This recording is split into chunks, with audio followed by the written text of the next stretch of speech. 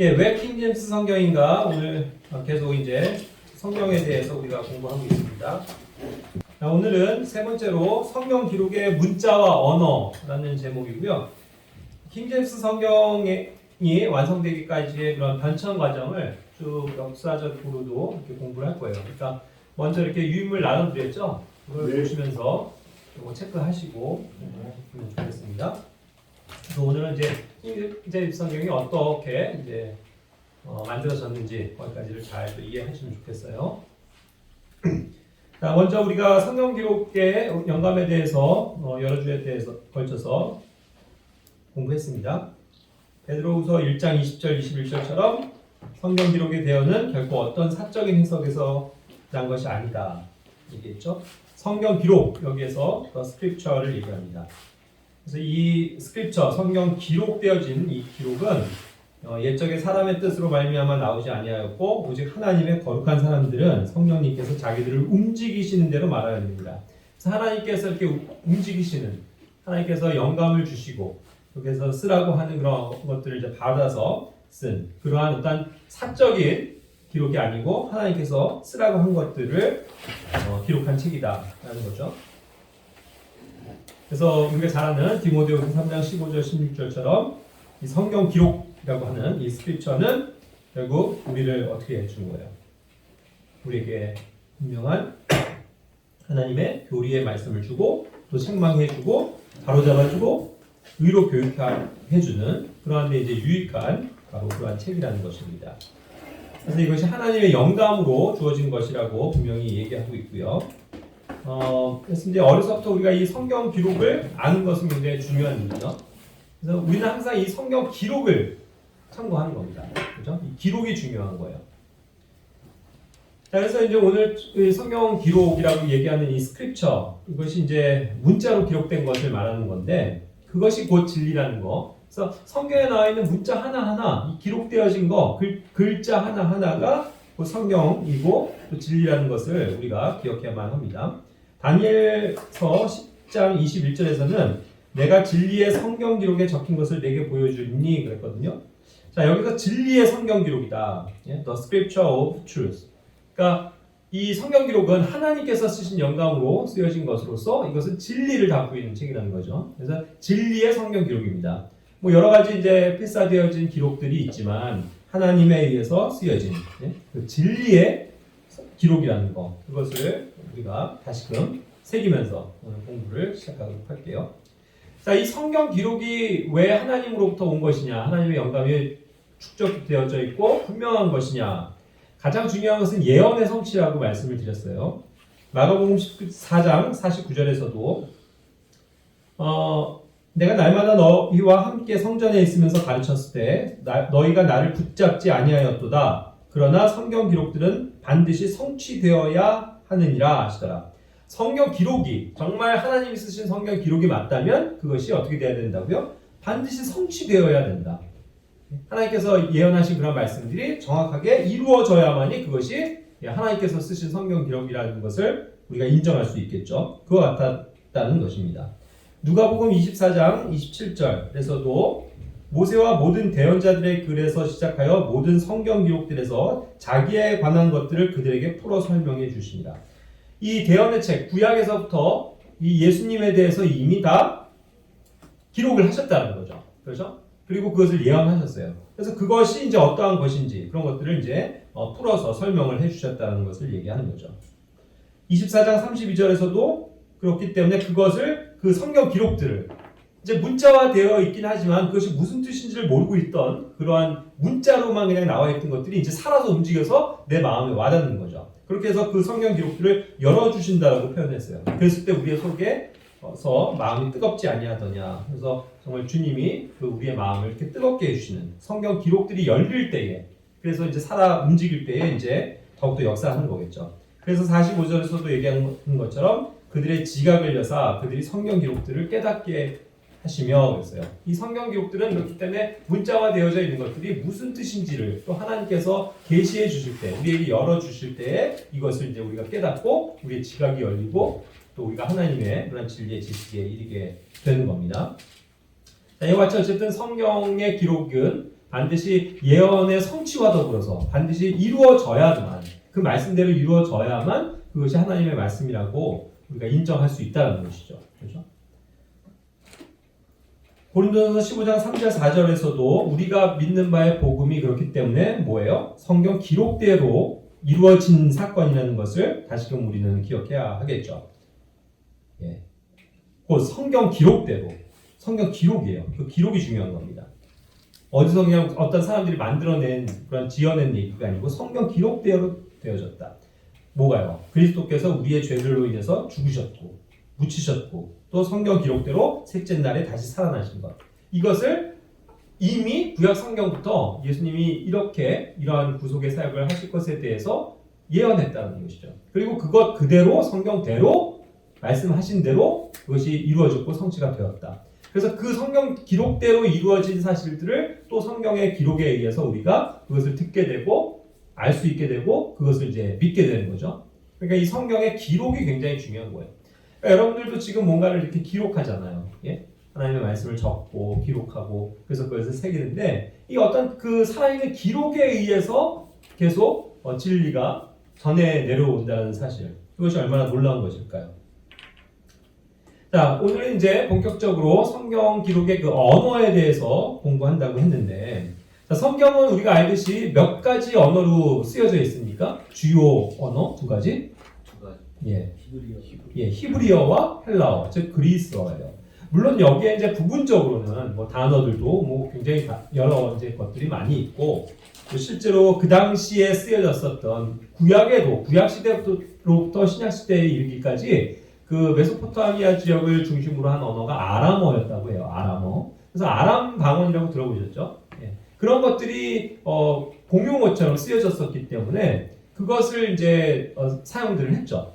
아람어. 그래서 이제 그런 것들을 가지고 이제 아람어 같은 경우도 이제 부분적으로는 차용이 되었던 것입니다. 하지만 어떤 정확한 그 언어 체계가 있어서 그 뭔가 기록을 담고 있는 그런 언어 체계는요, 딱 두 가지예요. 그것이 뭐냐면, 예, 히브리어와 헬라어다. 그런데 이 히브리어 역시도요, 지금 유대인들이 사용하는 그 히브리어가 아니고요, 고대 히브리어라고 해요. 그러니까 이제 그만큼 이제 오랜 시간을 통해서 이제 현대적으로 좀 쓰여지는 그 현대 히브리어가 있고, 그 옛날에 이렇게 쓰여졌었던 고대 히브리어가 있다는 거죠. 그런데 이제 그 고대 옛말로 히브리어로 적혀 있었던 거예요. 이것은 유대인에게 주신 말씀이고 당연히 유대인들이 이해할 수 있는 것이었고, 예, 유대인의 하나님이잖아요. 그래서 그것을 담고 있다는 거죠. 자, 그런데 이제 신약 성경은 어때요? 새로운 이방인에게까지 하나님의 그러한 그 진리를 알리는 영역에 있어서 신약 성경은 특별히 이방인들에게 주어진 것으로서 고대 헬라어로 쓰여졌다는 거예요. 그러니까 이것이 이제 고대 헬라어라고 하는 것이 이른바 코인의 그리스어라고 해요.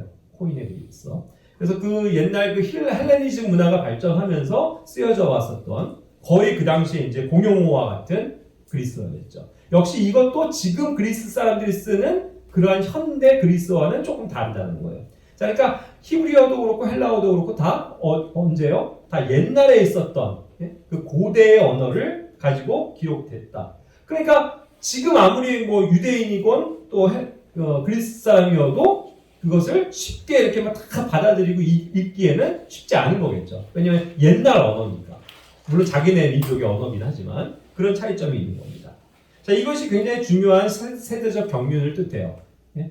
하나님께서는 이 세대를, 이 땅에 있는 인간들을 어떻게 구분해서 다루시나요? 세 가지 종류가 있단 말이에요. 네? 먼저 하나님께서는 유대인을 택하셨죠. 그래서 유대인이 있어요. 그리고 유대인 외의 사람을 사실 이방인이라고 부르는 거라고요. 그렇죠? 그래서 이방인이 존재합니다. 유대인 아니군 다 이방인이에요. 그렇죠? 그러니까 우리도 이방인이죠. 자, 그런데 거기에서 유대인이건 이방인이건 할 것 없이 신약 시대는 예수 그리스도를 믿는 사람들을 교회로 하나님께서 부르셨죠. 그래서 거기에서 뚝 하고 다시 거기에서 튀어나온 부르심을 받은 새로운 어떤 창조물이 되어진 그런 교회가 있는 거예요. 그러니까 세 종류의 인간들이 있다라는 거죠. 유대인이 있고 이방인이 있고 교회가 있습니다. 그런데 지금은 뭐예요? 지금은 교회의 시대란 말이에요. 그러니까 유대인이 필요가 없는 거예요. 뭐 이방인이건 뭐 그게 중요한 게 아니에요. 누구든 유대인이건 이방인이건 간에 예수님을 믿어서 은혜로 구원받는 그러한 은혜의 경륜인 거죠. 은혜의 시대에 살고 있다는 것이고 이것이 특별한 신약적인 경륜인 거예요. 자, 그러나 어찌됐건 하나님께서는 원래 택하신 그러한 민족이 유대인이었고 유대인의 하나님이었죠. 그래서 그 이스라엘 사람들에게 하나님을 계시하셨기 때문에 그 구약 성경은 모두 유대인들만 알 수 있었던 거죠. 그래서 이 고대 히브리어로 쓰여졌다. 그런데 왜 신약에서는 그러면 또 헬라어라는 언어를 택하셨냐? 바로 여기 지도 보시는 것처럼 BC 4세기부터 AD 한 4세기까지의 이 지중해 연안의 공용어는요, 그 언어적인 체계에서 헬라어였던 거예요. 그러니까 헬라의 문화, 그리스 문화가 사실 굉장히 이렇게 활발하게 꽃을 피웠습니다.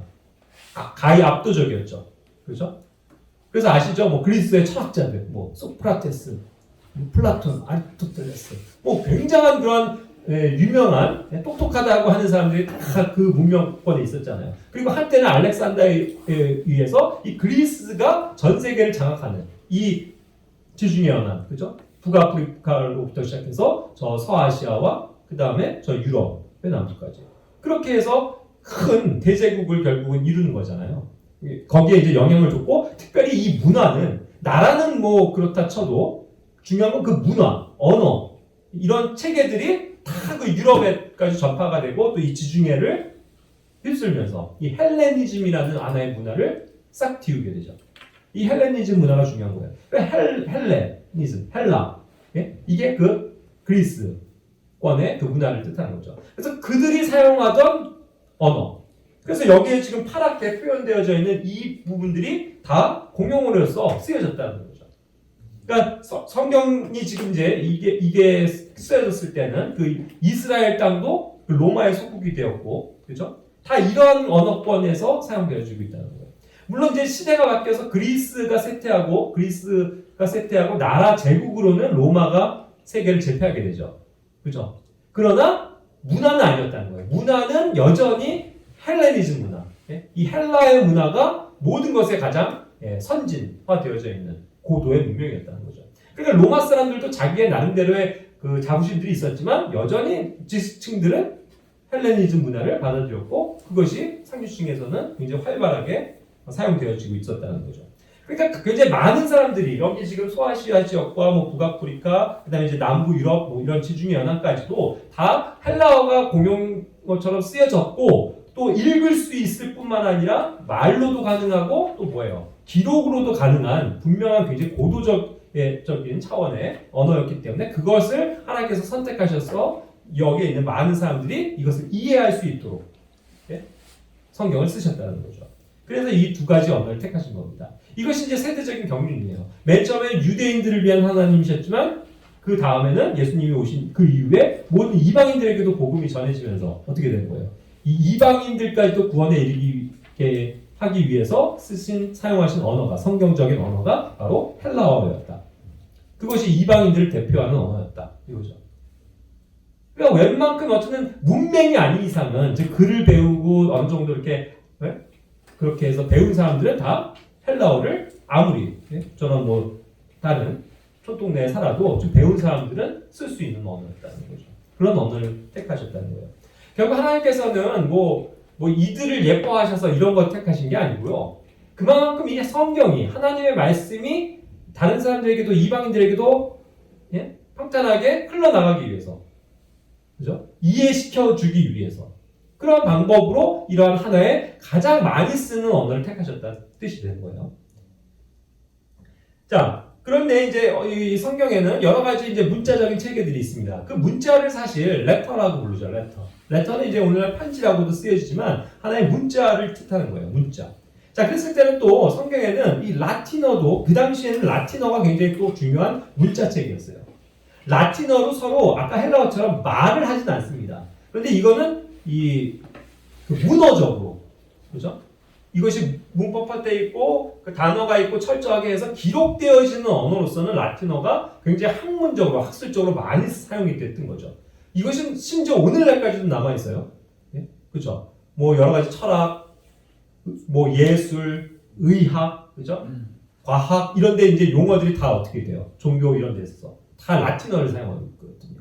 그리고 이것이 실제로 오늘날도 인문학에서는 굉장히 중요하게 다루는 언어예요. 그러니까 사장되어지지 않고 계속 쓰여지는 언어가 하나가 있는데 그것이 라틴어였다는 거죠. 이것이 이제 그 예수님이 탄생하셔서 이제 복음이 활발하게 전해지는 그때가 헬레니즘이 끝나고 로마 시대잖아요. 로마 제국에 의해서 로마 문화가 강성한 그때인데 그들이 이제 지배하고 있는 이 언어 체계가 뭐였냐면 라틴어였다는 거예요. 그러나 아까 얘기한 것처럼 언어적으로는 헬라어입니다. 그죠? 그리고 그 로마는 이탈리아라는 반도에서 나왔기 때문에 이탈리아어라는 아직 제대로 정제되지는 않았지만 존재하는 그 지방 방언, 예? 이탈리아가 있었거든요. 근데 그것이 이제 라틴어와 함께 발전을 했던 거예요. 그래서 이 라틴어가 결국 로마 문화를 대표해 주는 것입니다. 예를 들어서 성경에도요, 이 라틴어가 또 인용이 되는 거죠.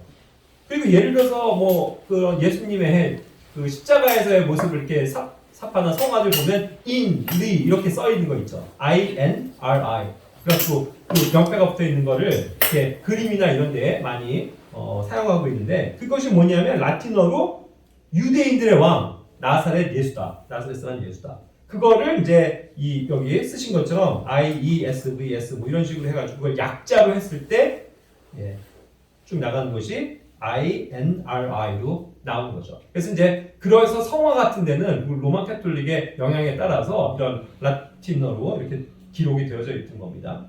그런데 이것이 실제로 그 당시에도 문자적으로는 사용이 됐었던 거죠. 그러니까 누가복음 23장 48절에서도 예수님이 십자가에서 못 박히셨을 때 거기에 이제 뭐라고 빌라도가 명해서 거기다가 편말을 죄수의 명을 붙여놓냐면 그분 위에는 뭐예요? 그리스어로.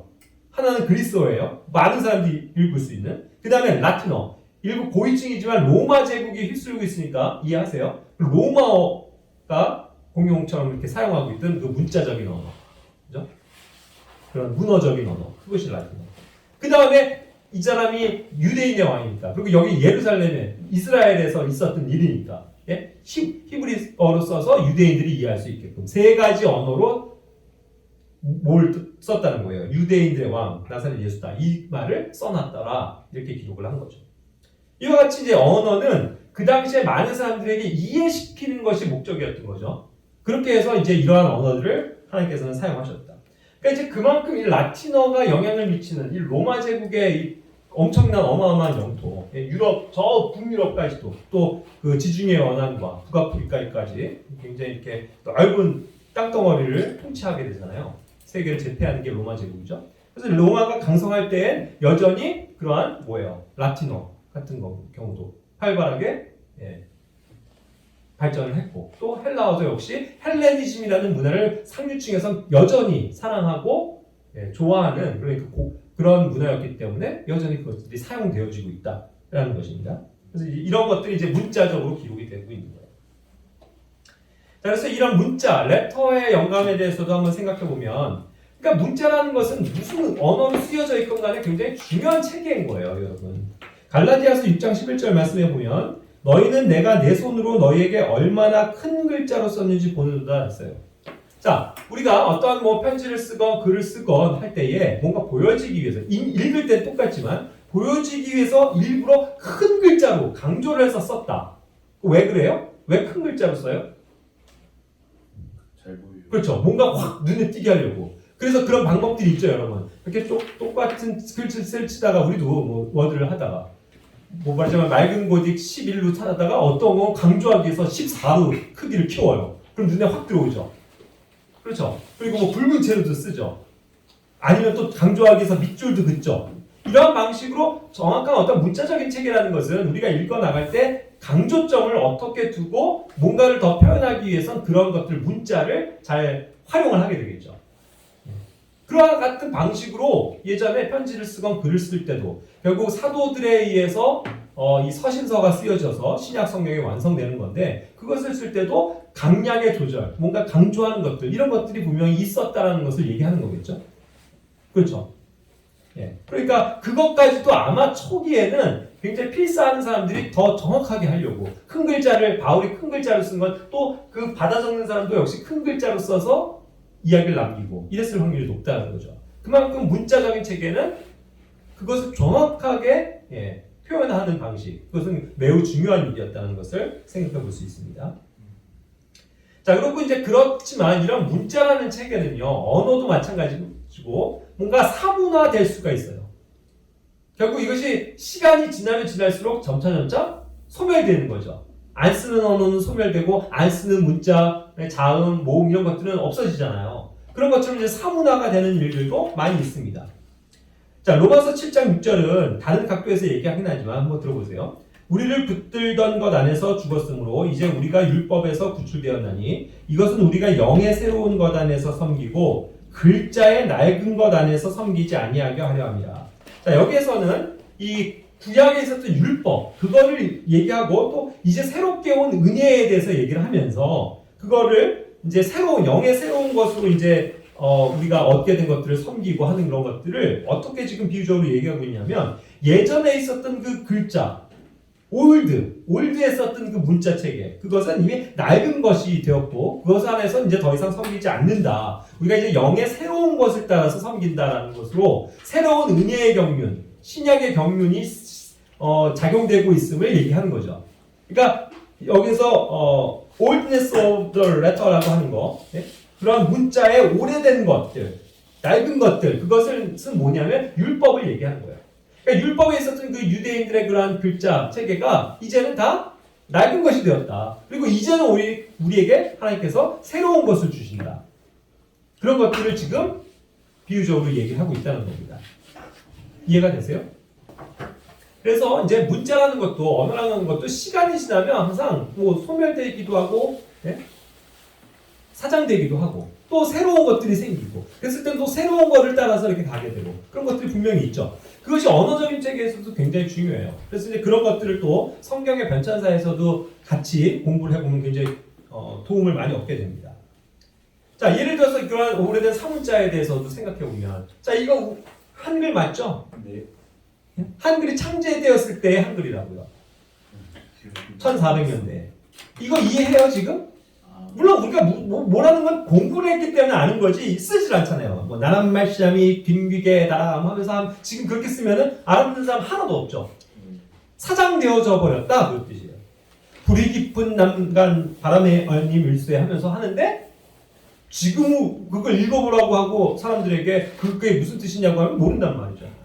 이미 똑같은 한글이어도 그 창제됐었던 그 시대와 지금의 시대가 다른 거죠.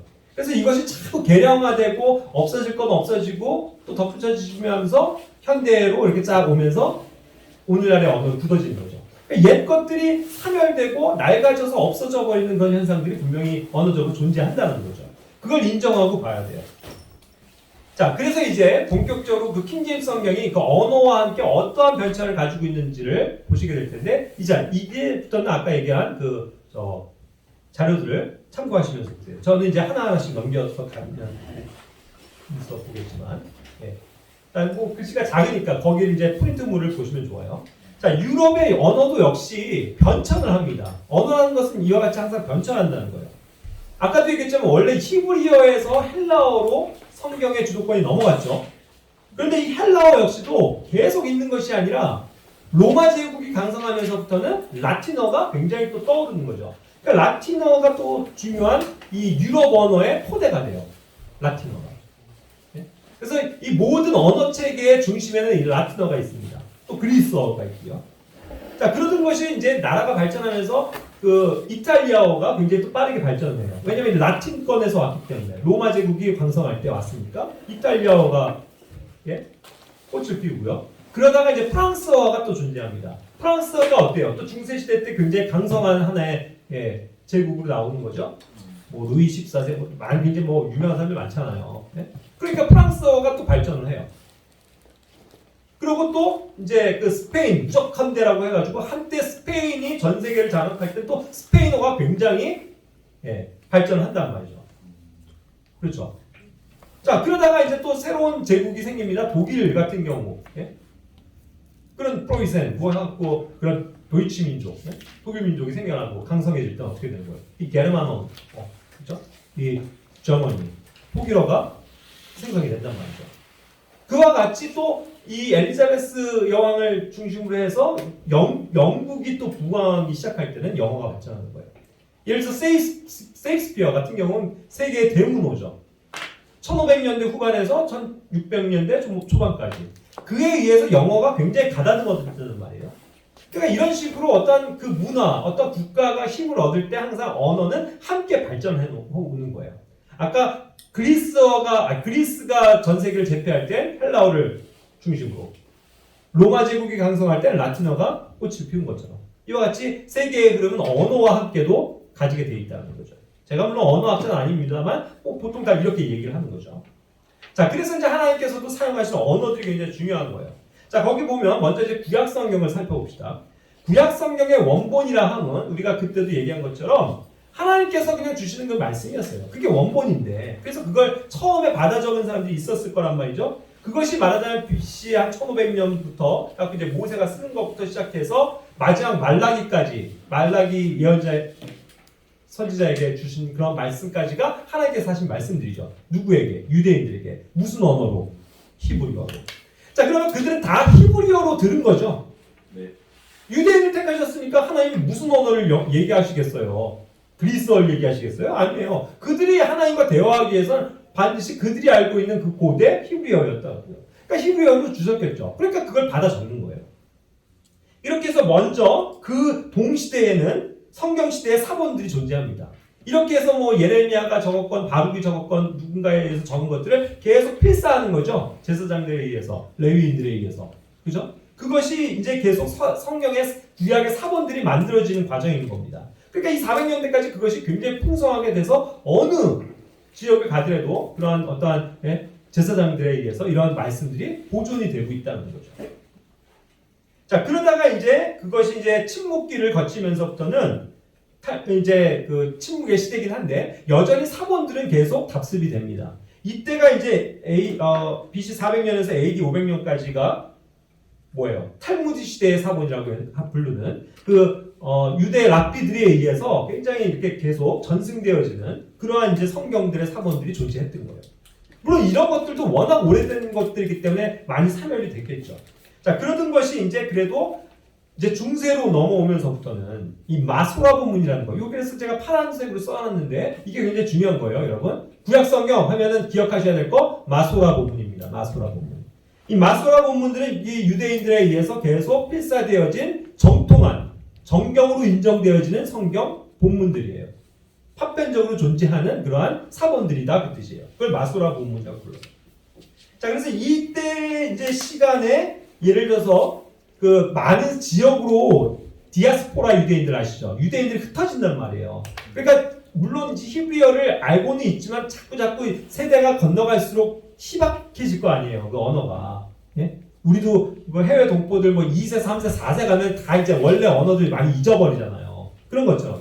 자, 그러다 보니까 이제는 오히려 현대화시켜서 그 현지 사람들에게 이해하기 좋게끔 그 말로 바뀐단 말이에요. 그래서 처음으로 번역이 되는 히브리어 성경이 뭐냐면 탈굼이라고 부르는 아람어 성경이에요. 아람어 구약 성경. 이것이 AD 200년에서 700년 사이에 완성이 돼요. 자, 이 왜 아람어입니까? 아까도 얘기했죠? 그렇게 해서 그 메소포타미아 지역의 언어는 아람어라는 걸 중심으로 해서 발전했다는 거예요. 그러니까 이런 것들을 이해하는 종족들도 있으니까, 그런 유대인들도 있으니까 이런 것들을 필사했다는 뜻이죠. 번역을 했다는 뜻이에요. 자, 그러다가 이제 그 랍비들에 의해서 계속 여러 회당에도 필사되어지고 전승된 것들을 이제 모아져서 랍비 성경이 드디어 출간이 돼요. 이 랍비 성경이 결국 유대인 아까 얘기한 마수아 본문을 편집해가지고 만드는 거예요. 1516년에서 1517년에 완성이 되죠. 그래서 정통한 마소라 본문을 따르는 이 유대 히브리어로 기록된 성경, 구약 성경이 이제 사람들에게 빛을 보기 시작했던 거죠. 그래서 이걸 가지고 이제 킹제임스 성경의 구약 성경으로 채택을 하게 되는 겁니다. 이해하시겠죠? 자, 그럼 이제 신약 성경을 봅시다. 신약 성경은 역시 예수님이 죽으신 이후에 그 사도들에 의해서 기록이 되기니까 뭐 대략적으로 AD 30년 이후부터 마지막 사도인 요한이 죽을 때까지 요한계시록을 쓴 그때로 기점으로 해서 95년이라고 본다면 이 짧은 시간에 쓰여진 여러 가지 서신들과 또 계시죠. 자, 역시 그러니까 이 역사 그대로로 쓰여졌고 수많은 필사본들이 이때부터 생기는 거죠. 그렇죠? 아시죠? 이거를 성경에 쓸 때 바울도 이 성경을 다른 사람들에게도 전달해라 하면서 같이 봐라 읽어라 그러죠. 그러니까 여러 지역에서 같이 읽고 보기 위해서 어떻게 해야 되는 거예요? 필사해야 되는 거죠. 그런데 그때 쓰여진 거는 그리스어란 말이에요. 아까도 얘기한 것처럼. 그래서 이거를 그리스어 벌게이트라고 부르는 거예요. 이런 사본이 원본의 시대와 함께 그냥 계속 꽃을 피워나가고 있었다는 얘기죠. 자, 그러다가 이제 이것이 아까 얘기한 것처럼 문자적으로는 이해할 수 있는 그 고도의 학문 언어로서 라틴어들을 많이 상류층에서 읽기 때문에 그런 사람들에 의해서 또 그런 사람들을 위해서 라틴 성경이 번역이 된 거예요. 그거를 구라틴 성경이라고 불러요. 고대에 있었던 라틴 성경. 자, 그리고 또 이탈리아 성경이라는 것도 생기는데 이 이탈리아 성경은 결국 또 이탈리아의 그 언어를 체계로 해서 만들어지는 그런 성경인데 그런 것들도 이제 번역이 되는 거죠. 그리고 시리아 지역에 가장 많은 이 성경적인 교회들이 소아시아 지역에 있었죠. 오늘날에 소아시아 지역에 시리아. 그래서 거기에 수많은 사본들이 생기면서 또 그러한 사람들의 언어를 이해하기 위해서 시리아 성경도 쓰여졌던 겁니다.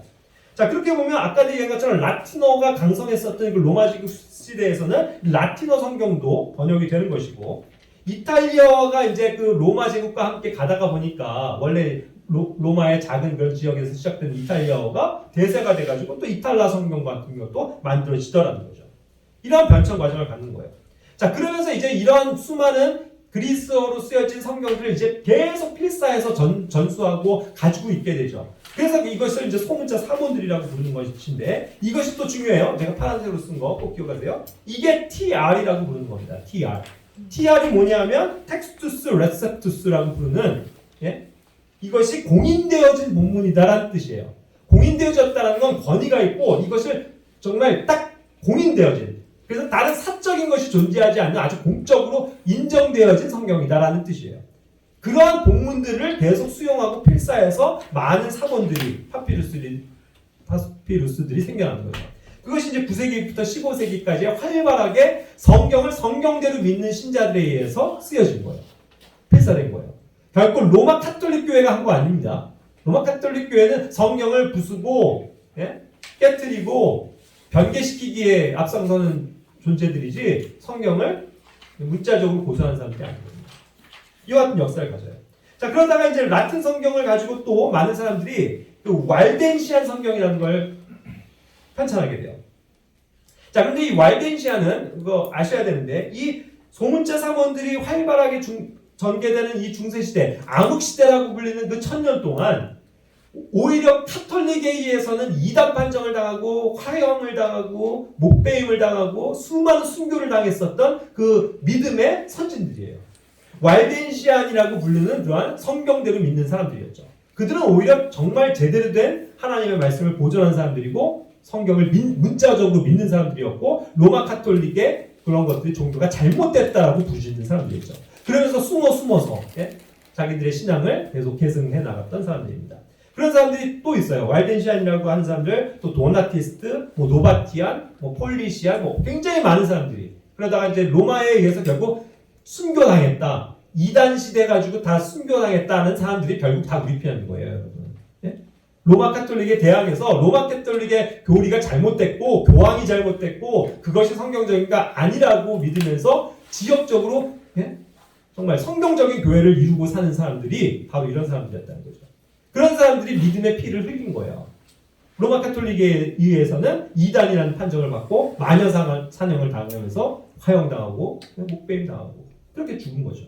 그러나 이런 사람들이 정말로 성경을 사랑하는 사람들이었기 때문에 계속 이 성경을 필사해 나갔었다는 거죠. 그래서 그 수많은 우리의 신약 성경이라고 부르는 아까 얘기한 TR이라는 게 이런 사람들에 의해서 계속 발전되어지고 보존이 됐던 거예요.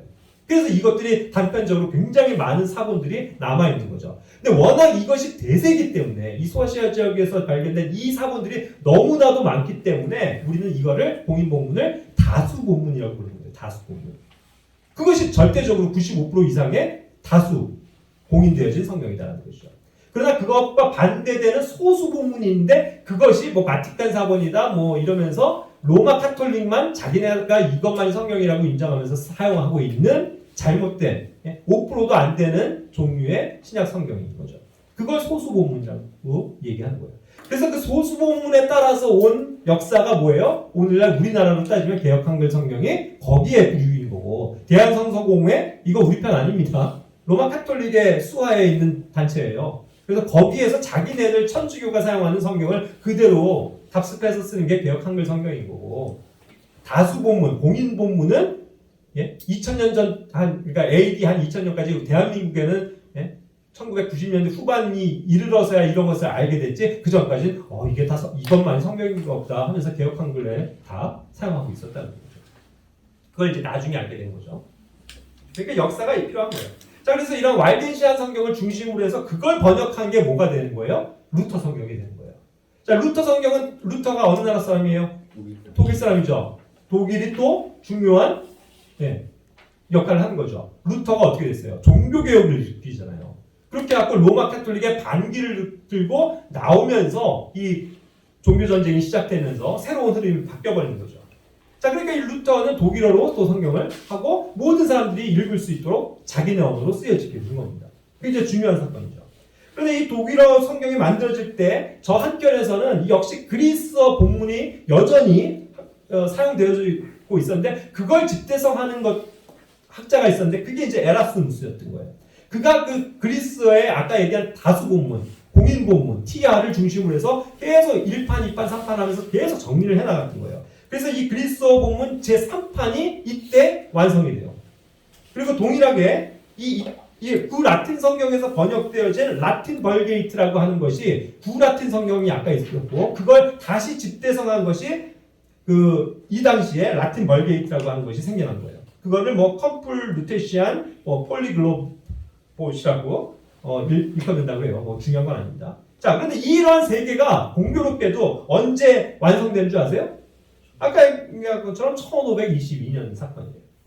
이 1522년 사건은 그렇기 때문에 굉장히 중요한 겁니다. 우리로서. 종교개혁이 일어나서 이 로마 카톨릭의 잘못된 것들을 알리면서 유럽 전체에 불길이 가죠. 물론 그 전에 후스라든가 여러 가지 사람들이, 순교자들이 있었지만 정말로 종교개혁에 불길을 일으킨 사람들이 이런 사람들이죠. 그러면서 성경이 회복되는 거죠. 특히. 그런데 이러한 1522년에 이런 성경이 편찬되기까지는 또 아까 얘기한 라피 성경도 오지만 이런 금속 활자의 발전이 또 굉장히 중요했다는 거죠. 역사적으로.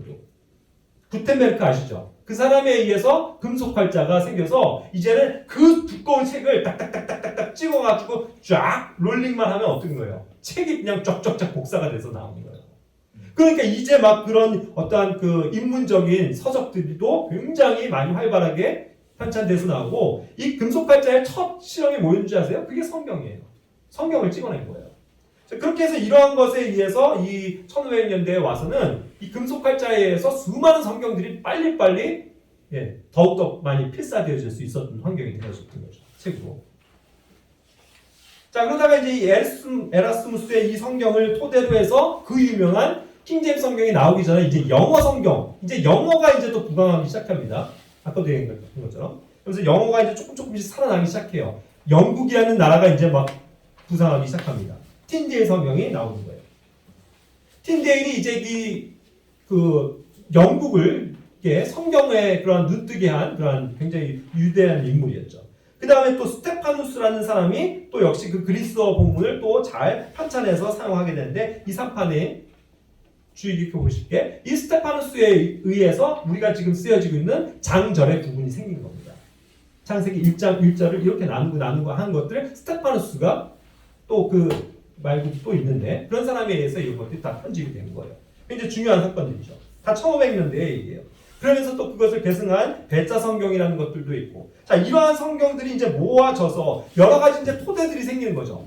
그러니까 이제 드디어 영국이 힘을 얻으면서 킹제임스 성경이 나오게 될 때쯤에는 어떻게 되는 거예요? 그 전에 그러한 수많은 또 언어들의 성경들이 계속 생기는 거죠. 아까 얘기했었던 그 왈덴시안들이 그렇게 목숨을 걸고 지켜왔던 그 성경들을 가지고 수많은 성경들이 번역이 되는 거예요. 올리베 땅 성경이라는 것은 프랑스어 성경이고요. 제네바 성경은 역시 또 영어 성경으로서 이렇게 이것이 번역이 되어졌던 거고, 디오다티 성경이 이탈리아 성경이에요. 이와 같이 그 당시에 사용되어지고 있던 이제 유럽의 그런 어떤 문화가 방성해지면서 각국이 이제 언어가 더욱더 이제 고대를 지나서 현대화되고 뭔가 이렇게 성성이 될 때쯤 모든 민족들에게 성경들이 다양하게 쓰여지고 있었다는 거죠. 번역되어지고 있었다는 거예요. 그런데 이 성경들이 다 어디서 온 거예요? 아까 얘기한 그 공인된 본문에서 온 것이고, 구약을 하더라도 구약을 이해하기 위해서도 아까 얘기했던 랍비 성경들을 가지고 그것이 조합이 되기 시작했다는 거죠. 이러한 모든 성경들이 이제 무르익어 가니까 그거를 이제 다 집대성하라. 결국 킹제임스 성경을 그러한 이유에서 이제 이 영어 성경으로 모든 그러니까 백성들이 쉽게 읽을 수 있는 성경을 빨리 개발해라, 번역해라. 이거에 의해서 이제 성경이 만들어진 거죠. 그러니까 역시 구약에 있어서는 이 랍비 성경이 그대로 구약에서 마소라 본문을 담고 있기 때문에 그 학자들이 그것을 수용하게 된 것이고, 또 아까 얘기한 헬라어 같은 경우도 방금 얘기한 이런 초록색에 나와 있는 이런 성경들이 다 그리스어에서 나오는 그런 성경들이기 때문에 결국은 다 공통의 공인된 본문들을 사용하고 있었던 성경들이라는 거죠. 또한 이탈리아와 프랑스어 성경들도 이와 같이 무르익었을 때 그런 것을 가지고 또 자료로 삼고, 그 다음에 독일 성경이 있죠. 그래서 또 그걸 가지고, 그 다음에 그 전에 영어 성경들, 아까 틴데일 성경, 제네바 성경 같은 또 영어 성경들이 있었기 때문에 그런 것들이 다 함께 묶여서 이제 이 성경들을 가지고 수많은 그 옥스퍼드와 성공회와 이런 굉장히 똑똑한 학자들을 40명 이상을 그걸 딱 포진시켜가지고 빠른 시간에 국가의 지원을 받아가면서 정확하게 번역해라. 이 명령을 이제 받게 되는 거죠.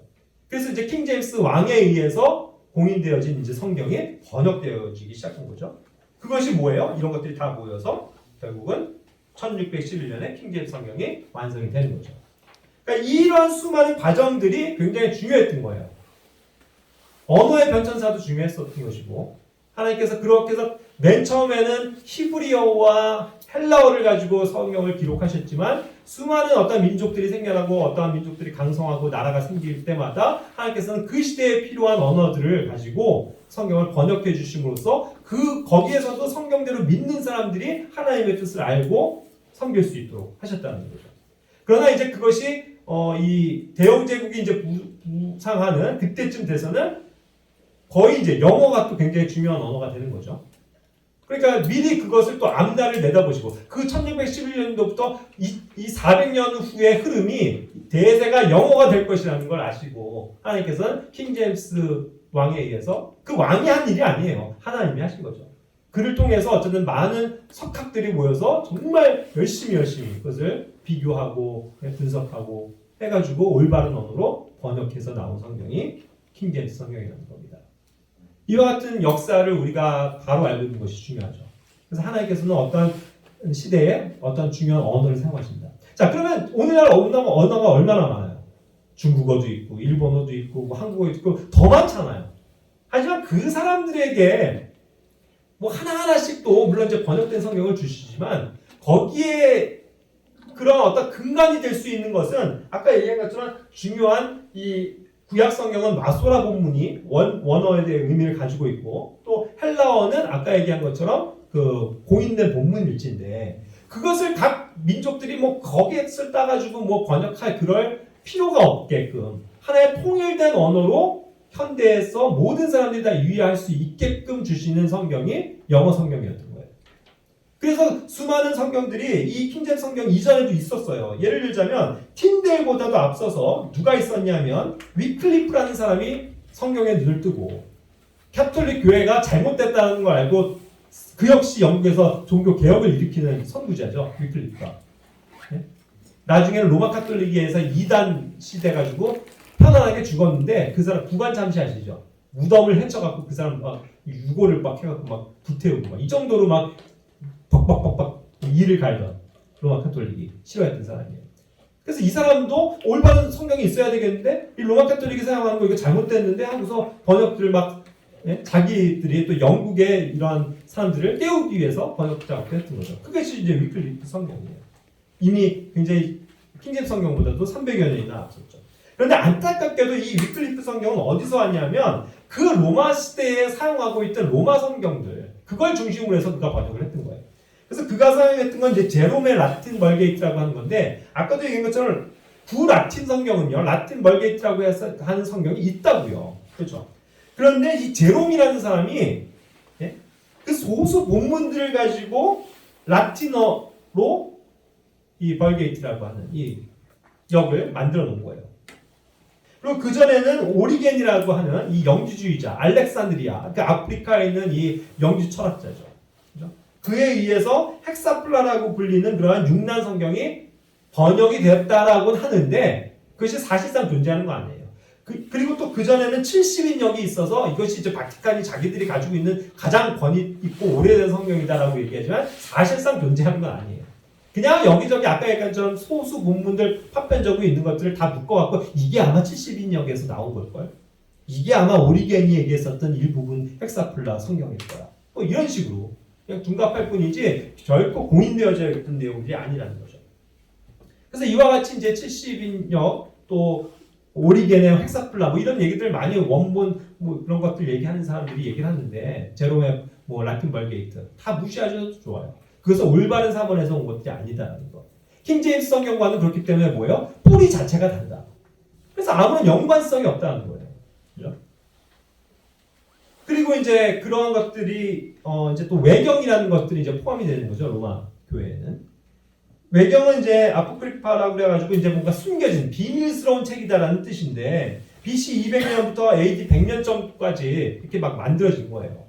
여러 가지 14권 혹은 이제 15권으로 분류를 하는데 성경 정경으로 인정되어지지 않은 성경들이에요. 구약 성경은 이미 39권이 에스라 이후로 해서 완전 이것만이 성경이다라는 것이 확정이 되었고 그래서 유대인들은 이 성경만을 39권만을 붙들고 살았었는데 그 이외에 이제 나중에 시간이 질러갖고 뭐 탈무드 성경이 나오고 여러 가지 뭐 내용들이 나오니까 그걸 유대인들조차도 인정을 안 했다고요. 근데 이제 그런 것들이 존재하더라 하면서 조금씩 파편적이 있는 거를 이제 편찬하기 시작한 거죠. 그렇게 해서 실제로 제롬의 라틴 벌게이트에도 이 내용이 들어가 있어요.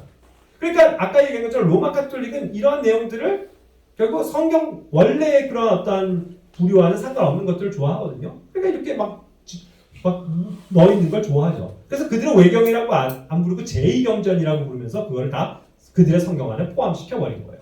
그래서 아시듯이 로마 천주교, 카톨릭은 이 외경을 인정하는 겁니다. 하지만 프로테스탄트의 이런 개신교회에 있는 사람들은 이러한 성경의 역사를 알기 때문에 그거 자체를 정경으로 인정을 안 하는 거죠. 그래서 빼버리는 거예요. 물론 킹제임스 성경은 여러 가지 그 당시에 존재했었던 모든 사본들을 가지고 연구를 하고 집필을 하고 번역을 했기 때문에 초기에는 이 외경도 포함시켜서 번역은 했어요. 그러나 이것이 시대가 지나면서 이것은 역시 정경으로서 인정할 수 없다 해서 빼버린 거예요. 킹제임스 성경도 번역은 했어요. 그러나 지금 사용을 하지 않는다는 거죠. 이와 같은 이제 변천사 과정을 여러분들이 이해하시면서 오늘날 우리 시대에 주신 성경은 올바른 성경의 뿌리를 가진 성경. 그래서 이 모든 것을 집대성한 성경이 아까도 얘기했죠. 수많은 시도들이 있었잖아요. 수많은 민족들이 자기네 언어를 만들었잖아요. 하지만 현대화되면서 현대적인 언어로 모든 사람들이 이제 만국 공용어가 돼서 아까 헬라어처럼 이해를 할 수 있는 언어를 택하시는데 그것이 영어이기 때문에 하나님께서는 이 영어 성경으로 일하기를 원하셨던 거죠. 그래서 킹제임스 성경이 만들어진 거예요. 그래서 이것은 올바른 구약과 신약의 본문들을 가지고 번역한 성경이다라는 거예요. 그래서 이것이 오늘날 우리에게 주어진 유일한 보존된 성경이라는 거죠.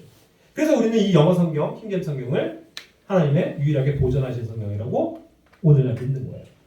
그전에는 이것이 없을 땐 제네바 성경도 보고 뭐 독일 사람들은 루터 성경도 보고 지금도 보죠. 뭐 문제 없어요. 하지만 이제 현대화로 오면서는 이 복음이 이 영어권에 의해서 영국 선교사들과 미국 선교사들, 호주 선교사들에 의해서 이 영어권의 선교사들에 의해서 전 세계에 복음이 퍼지는 거죠. 그럴 때 사용되어지는 언어가 이 영어 성경, 킹제임스 성경입니다. 그걸 믿으시고 다른 거에 신경을 쓰지 마세요. 뭐 온갖 종류의 뭐 성경들 관심 두지 마세요. 우리가 히브리어를 잘하면 얼마나 잘하긴데, 우리가 헬라어를 알면 뭐 얼마나 알긴데. 그들이 예전에 하나님에 의해서 보호하심이 있을 때 아무것도 터치 안 받고 전심으로 그 일을 수많은 성각들이 살펴서 번역한 성경이 우리에게 주어졌다면 그걸 믿으라는 거예요. 그리고 그 영어 성경이 이제 개량도 물론 되죠. 개정도 되는데 그거 이제 나중에 또 얘기입니다. 그렇게 했을 때 우리가 지금 쓰고 있는 영어 성경 버전이 있는데 그거를 우리가 지금 뭐 사실은 단어만 잘 조합하고 이 문법만 맞추면 어느 정도는 알 수 있는 내용들이잖아요. 그게 좀 어려운 게 아니라는 거죠. 그러나 또 우리에게는 우리의 언어로서 아직 그것을 익숙하지 못한 사람들이 알고 이해하기 위해서 우리의 언어가 필요한 거죠. 그러니까 킹제임스 성경을 번역하는 거예요. 킹제임스 성경을 번역을 안 하고 이것도 오류가 있을 수 있으니까 옛날 헬라어를 뒤지고 다시 마소라 본문을 가지고 우리가 새롭게 번역해야 됩니다 하면서 세계 석학들이 모일 필요가 없다고요. 이해가 되십니까? 이미 만들어진 거니까. 그래서 이 킹제임스 성경을 공인 성경이라고 부르는 거예요. 권위 있는 성경이라고 부르는 거예요. 그렇게 해서 이것이 1600년대부터 2000년대까지 400여 년을 변함없이 모든 사람들이 안전하게 이것이 하나님의 말씀이라고 믿으면서 읽어왔었던 성경이라는 거죠.